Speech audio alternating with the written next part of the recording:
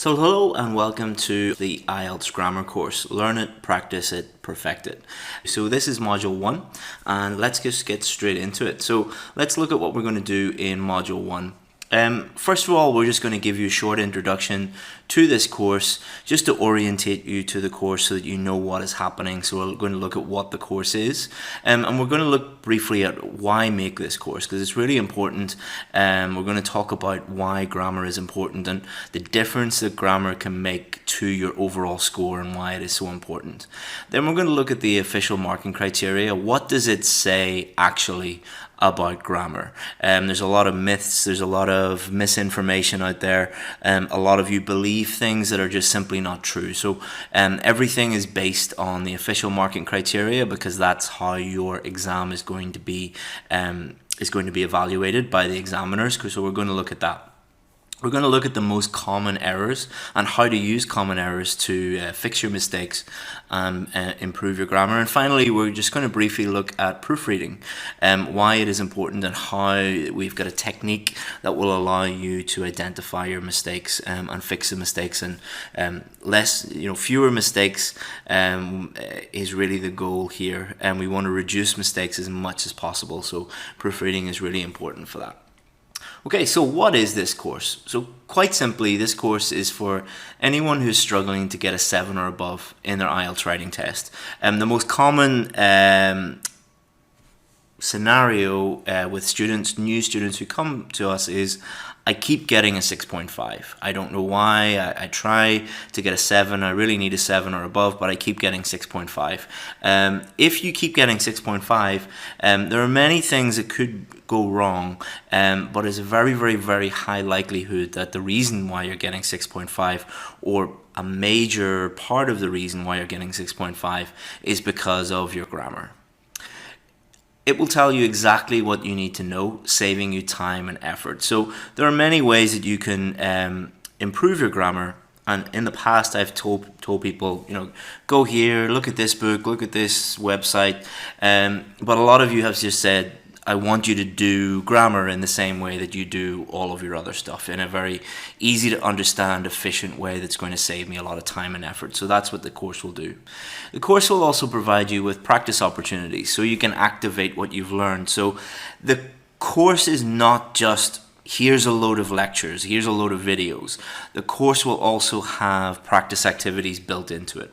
And most importantly, it will give you feedback on your mistakes and help you move forward. So like all of my other courses, it's not just a bunch of videos where we sell you videos and then you never hear from us again. A huge component of this is us looking at your writing, giving you that VIP service, one-on-one service, where we look at your writing and tell you exactly what your mistakes are. Something that other grammar courses and definitely grammar books and even classroom-based grammar courses, they don't provide that. That's what we're going to provide to you in this course. So what are the modules in this course? So the first module is this one, where we're going to look at the marking criteria, the common errors, and proofreading. Then we're going to look at simple versus complex sentences in module 2. Module 3, we're going to look at articles. Then we're going to look at plurals in that module. Then we're going to look at subject-verb agreement in the next module. And then we're going to look at verbing plus to infinitive. And then we're going to look at a whole module on punctuation, a whole module on tenses, a whole module on prepositions, a whole module on conditionals, a whole module on relative clauses, and finally passive versus active. So there's 12 modules altogether. And how I've decided on these 12 modules is, over years of looking at task 1 and task 2 writing, what are the most common errors and what are the areas of grammar that people need the most help with? So what is this learn it, practice it, perfect it thing? Is it just a marketing slogan to help me sell more courses? I wish that I could sell more courses just by coming up with marketing slogans, but unfortunately it actually means something. So learn it. You're going to learn what to do, but learning is not enough. You need to practice it. But learning and practicing is not enough. You need to perfect it. Then you can get your band 7 or above. So what does this actually mean?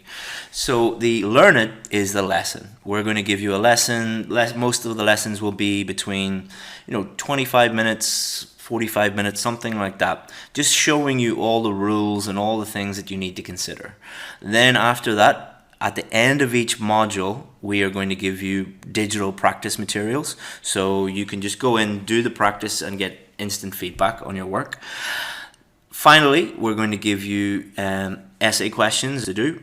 And we want you to look at those questions, write under exam conditions as you would in the exam. And then we will look at your writing and we will pinpoint exactly what your grammar area, your weak areas are. We'll tell you exactly what those grammar mistakes are. So are they articles, prepositions, tenses, punctuation, whatever they are. And we'll also fix that grammar mistake. We'll show you how you could fix it. So it will be individual one-on-one feedback sessions where you will submit your writing, we will look at it, we'll give you a report, and then you can look at it and you can work on improving that. And then finally, you do the test. And hopefully by the time you've done the test, you're ready and you've improved your grammar. And if you improve your grammar, you'll improve your overall mark. So let's move on to the first main part of this module. Because this is module 1, I just gave you a little bit of introductory information. But let's get into the meat of it. Let's get into the nitty-gritty. So this whole course is based on the official marking criteria. Everything that I do, all the advice that I give is based on that. Why? Because that's how your test is going to be assessed. This is the only thing that matters. It doesn't matter what your cousin says or your friend who got a band 8 says or some teacher says. The only thing that matters is what the official marking criteria says. It is therefore essential you understand what IELTS says about grammar. It is also essential that you stop thinking about IELTS grammar, about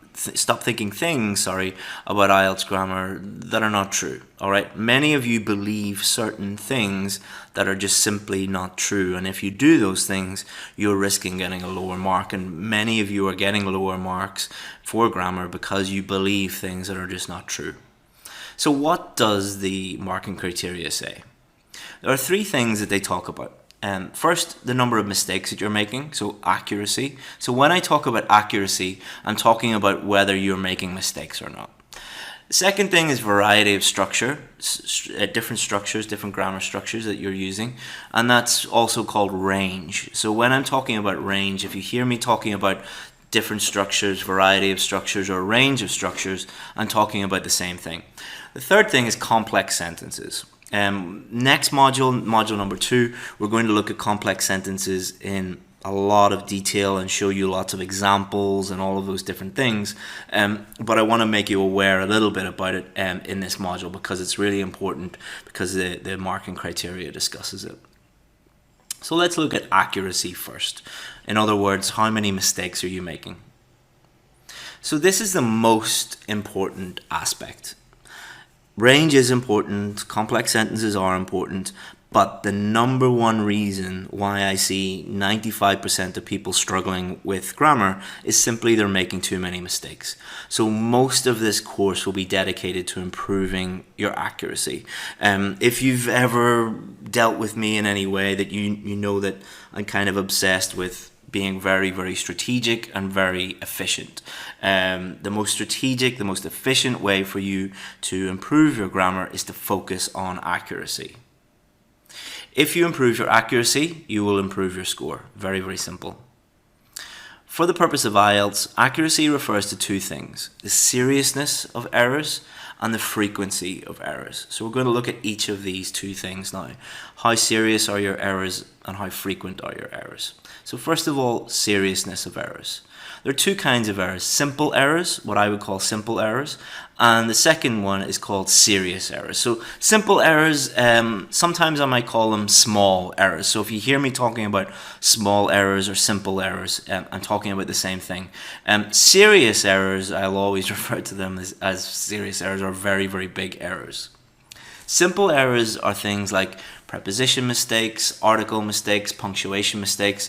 And why are they simple? They're simple because They're obvious to the reader, so the examiner can see them very easily, but they do not stop the reader understanding the meaning of the sentence. So you can, make an article mistake, or make a small preposition mistake, or make a small punctuation mistake, and I can read that sentence and understand the meaning of it fully.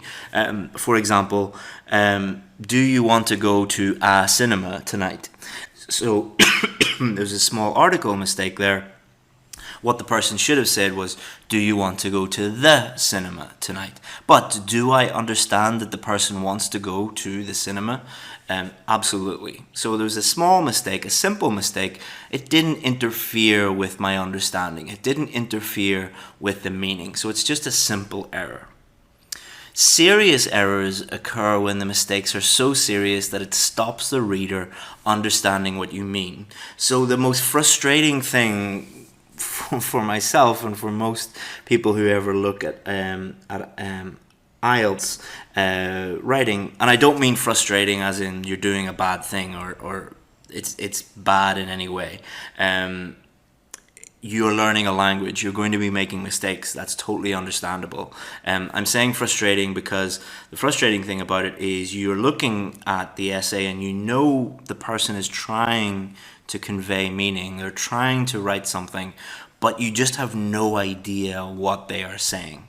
You don't know what the sentence is about at all. And that makes it very difficult to understand, and that's why serious errors are treated in a different way to simple errors, because they lower coherence and cohesion also, and they often lead to a band 5 for grammar and can lower coherence and cohesion also. So we want to stay away from serious errors. But why should we care about simple errors? So simple errors, like the example that I gave you, why would this be an issue? You can still convey meaning. Why do we care about them at all?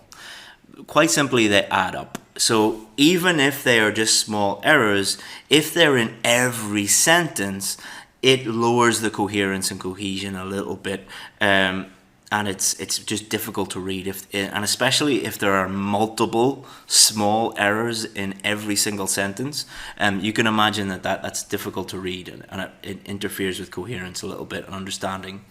So if more than 50% of your sentences have any errors at all, any grammar errors at all, you will not be able to get a 7 or above. This is what we call error-free sentences. So when I talk about error-free sentences, I'm talking about sentences that have no grammar errors at all. They are grammatically perfect in terms of mistakes. You should be aiming for more than 50% of your sentences to be error-free. So that should be the mark. That should be the level that you're striving for. That more than 50% of sentences just have no errors in them whatsoever.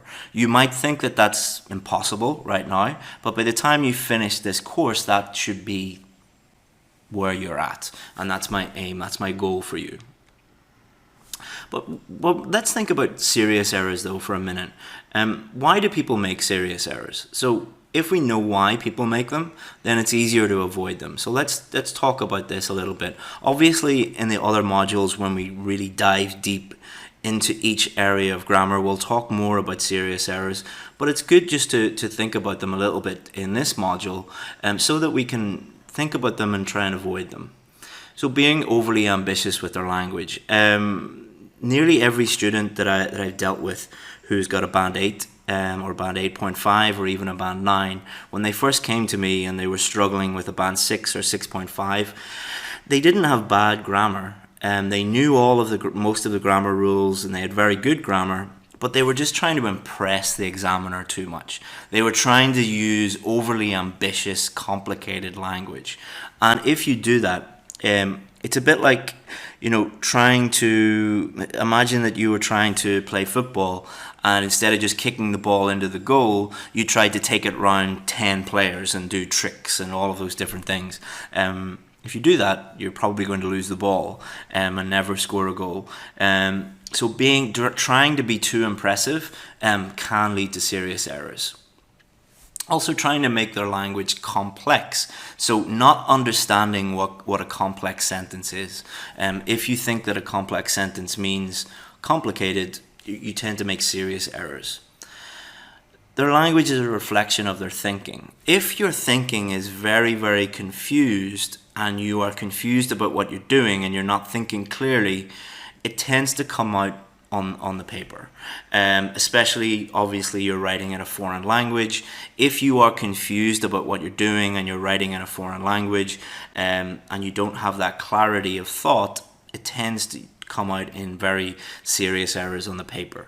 So it's important that you are thinking clearly about all things if you want to write clearly.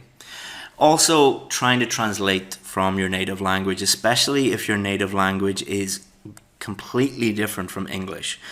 So Chinese people, Vietnamese people, Korean people, many other languages that are completely different from English.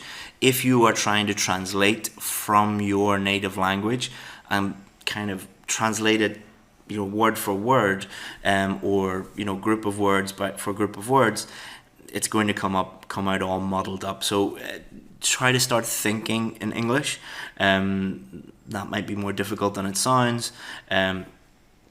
But do try to do that when you're writing. Think in English, write in English. Don't try and translate from your native language. So how will this course help with this? So we talked about, you're probably worried now, oh no, I'm going to make these serious language errors, I'm going to make these serious grammar errors, and I'm going to get a band 5. Don't worry, this course is really going to help you.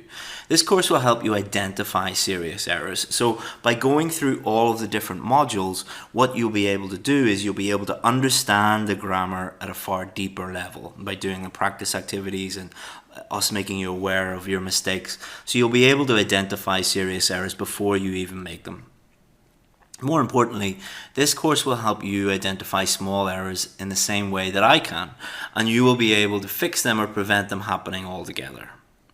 Remember, the goal is to write as many error-free sentences as possible. That is your goal. So what does variety of structures mean? So we've talked about accuracy. Now let's talk about range. Let's talk about variety. So what does this actually mean? So huge number of misconceptions about this. In a typical IELTS Task 2 essay, so we're not just going to focus on Task 2, we're going to look at Task 1 also. But just for these purposes, let's just think about some of the things, some of the structures that you might use in a Task 2 essay. And I'm not talking about sentence, really, paragraph structures and essay structures. I'm just talking about general grammatical structures. So giving opinion, discussing opinion, stating main ideas, explaining main ideas, exemplification, so giving examples, using present tense, past tense, future tense, summarizing, using conditionals maybe, using relative clauses. All of these different things are going to be included in your Task 2 essay. So are you using a variety of structures? Of course you are. Are you thinking about using them? No, you're just writing, answering the question, using the structures that we've given you, the essay structures that we've given you in the course. And if you do that, you're going to use a variety of structures anyway. You're going to use them without even thinking about them. So you really need to focus more on accuracy, because variety, range, kind of takes care of itself, because you're not going to be writing the same sentence over and over and over and over again. You're going to be using a variety of structures, sentences, tenses, all of those different things. What does variety of structures not mean? This is extremely important. It does not mean using as many different grammatical structures, tenses as possible. I used to have a student, and she could have easily got I thought that she could have got a 7.5, maybe even an 8 easily. She was a doctor, and she had a really well-paid job waiting for her in London, and she was in a bit of a bad situation at home, let's say, and she really needed this job. And I was helping her, I was providing her with one-on-one help, and she did this strange thing where she used the first conditional, the second conditional, the third conditional, and 0 conditionals in every essay in that order. She also used every single tense like 9 different tenses in every essay.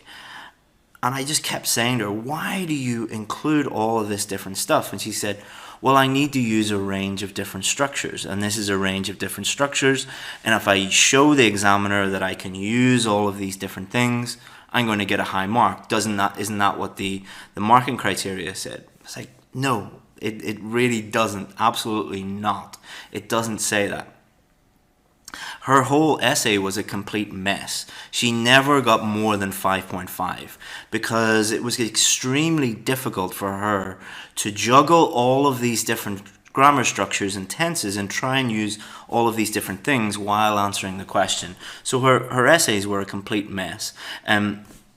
If she had just stuck to how we showed her how to do things, she would have got a 7.58 easily.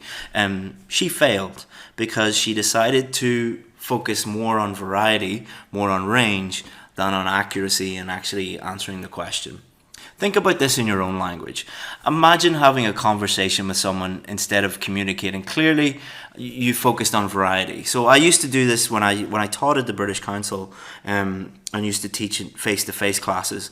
To prove this point to people, I used to do an exercise where I would divide people up into groups, and what we would do is I'd say, okay, arrange a date with your partner, arrange going to the cinema or going for dinner or something like that.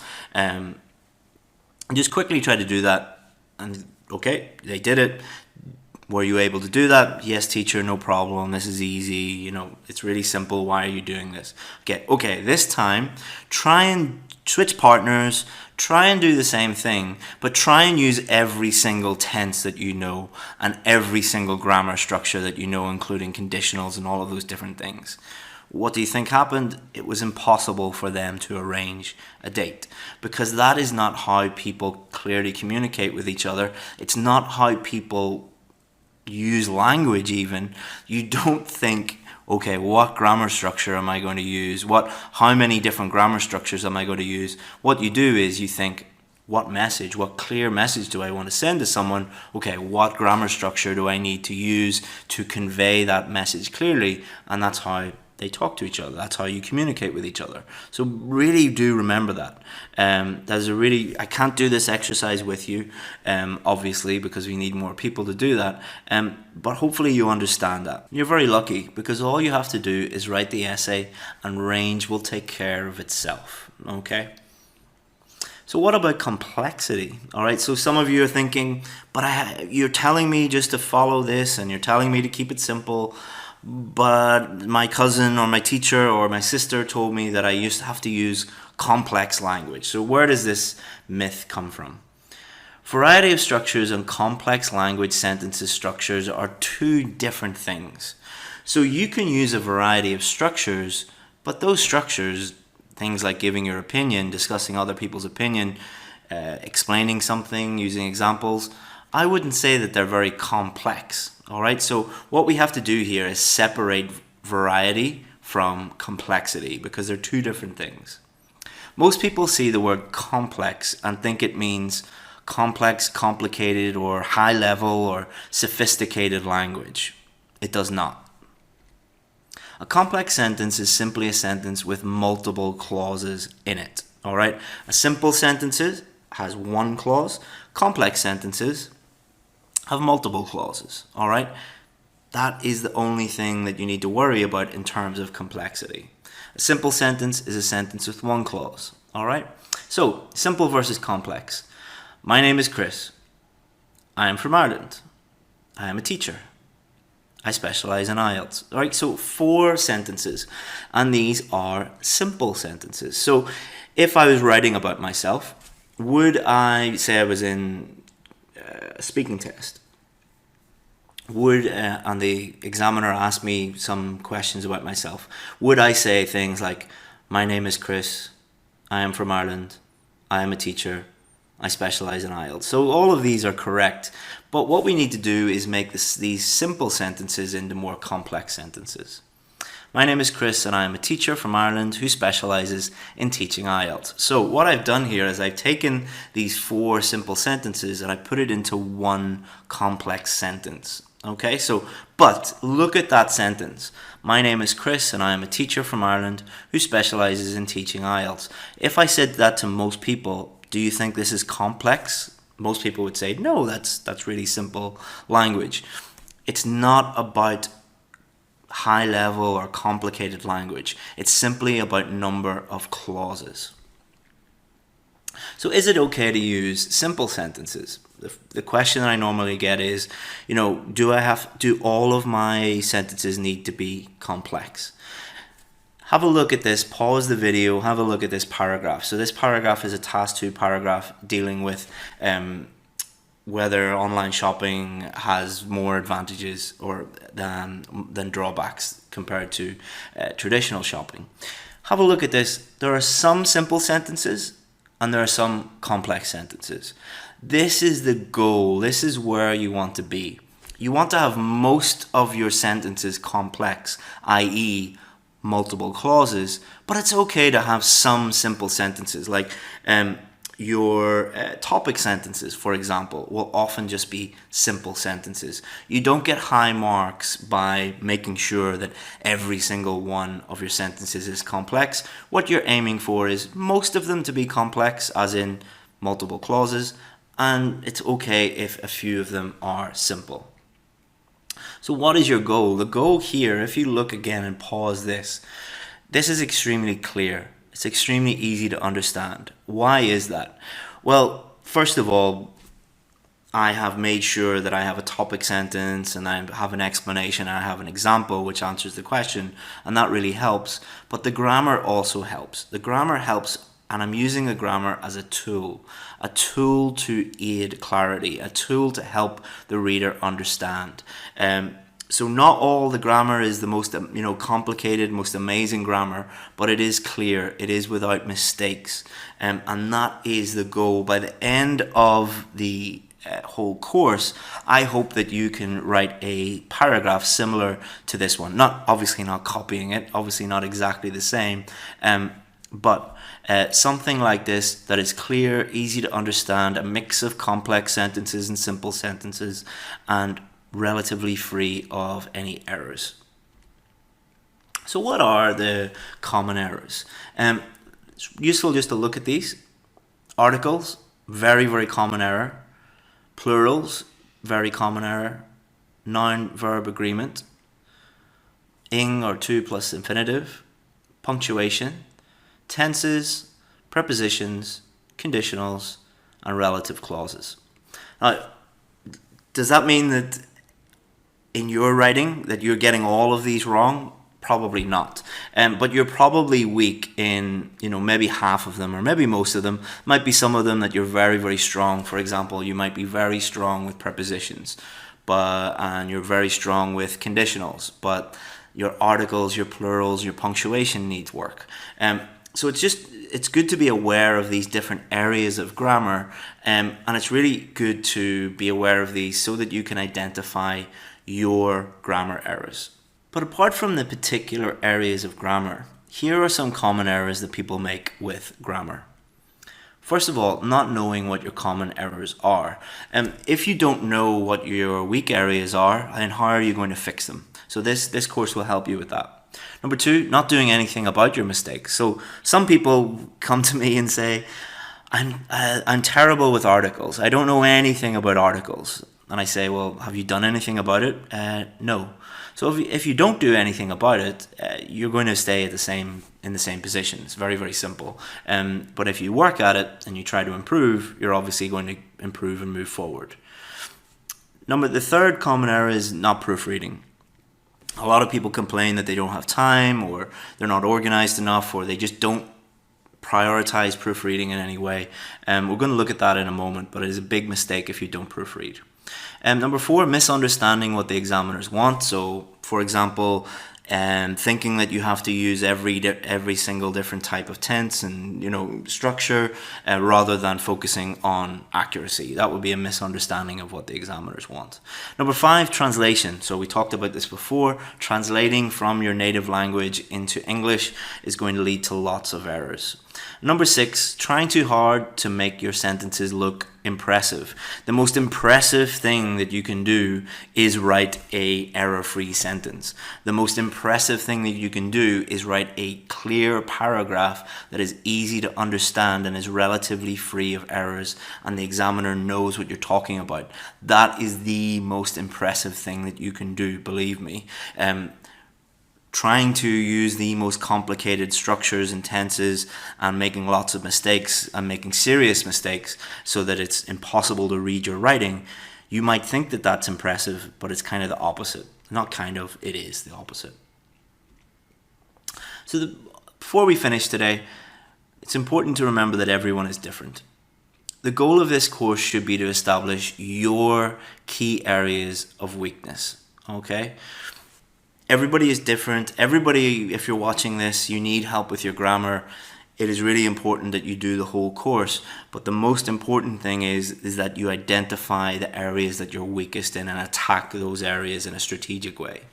When these areas become strengths and you do that enough times, you will have achieved your goal. Use the correction service provided as part of this course to find out where you need to focus on, but please complete the whole course. One mistake can make a huge difference. So we talked about, error-free sentences. One error can mean the difference between a band 7 and a band 6.5. It is really important that you focus on your key areas of weakness, but you also complete the whole course and actually use the resources that we're giving you. We're giving you the chance to get all of your grammar errors fixed and identify your common errors by submitting your writing and getting it looked at. Please use it. So proofreading, finally, let's finish off with proofreading. Everyone makes mistakes.